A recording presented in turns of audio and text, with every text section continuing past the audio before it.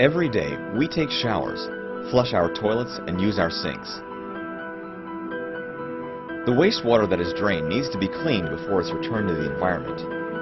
So where does it go? As the water leaves the homes, it goes into sewage pipes and travels by gravity and lift pump stations to a wastewater treatment facility. When the wastewater arrives at the water treatment facility, the first stop in the treatment process is the headworks. At the headworks, rags and other large objects are removed with a bar screen.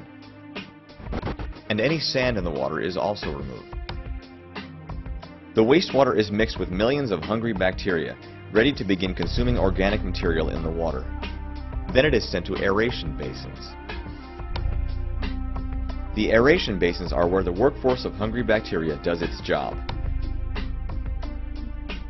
Large rotating paddles stir up the mixture, adding oxygen to the water, creating a perfect environment for bacteria to thrive.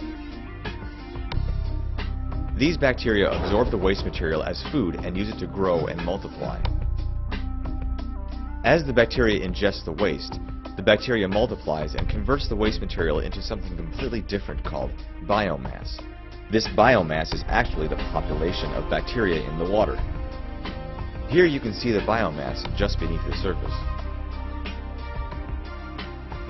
Each day, technicians take samples of this biomass and perform tests to determine if the proper environment for the bacteria is being achieved. Technicians also test the pH of the biomass and calibrate equipment to ensure proper readings.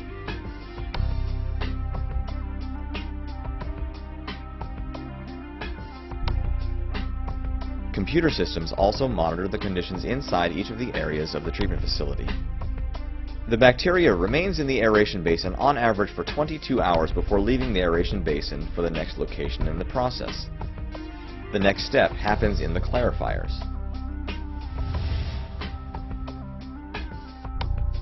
The motion of the water is greatly reduced in the clarifiers, allowing the biomass to settle to the bottom. The clear water remains on the top, and the biomass on the bottom is removed by sweeps.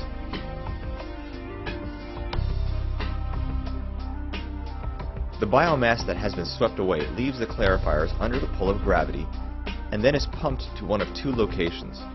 Some of the biomass is returned to the headworks to start the process all over again, ready to consume more waste material. The other portion is sent for dewatering. Because the bacteria multiplies, a portion each day needs to be removed from the process so the system isn't overpopulated with bacteria.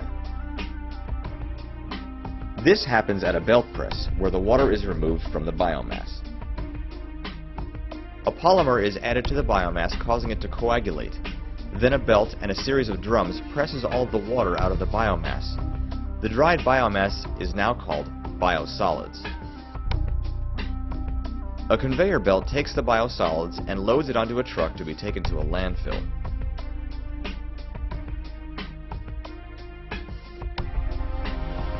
Back at the clarifiers, the clear water on top runs over the edges of the weirs, flowing out of the clarifiers to be treated in the next step.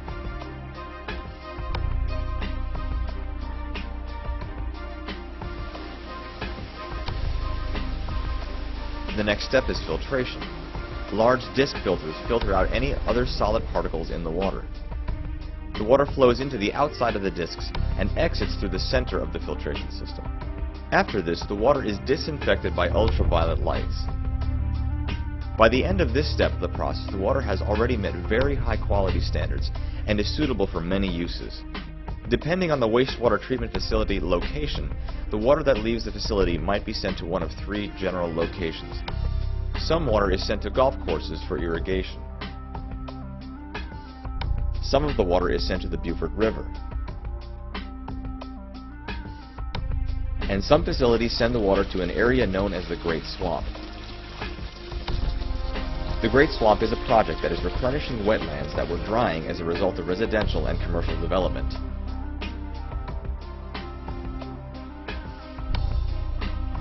These wetlands are now home to a variety of species of animals and plant life.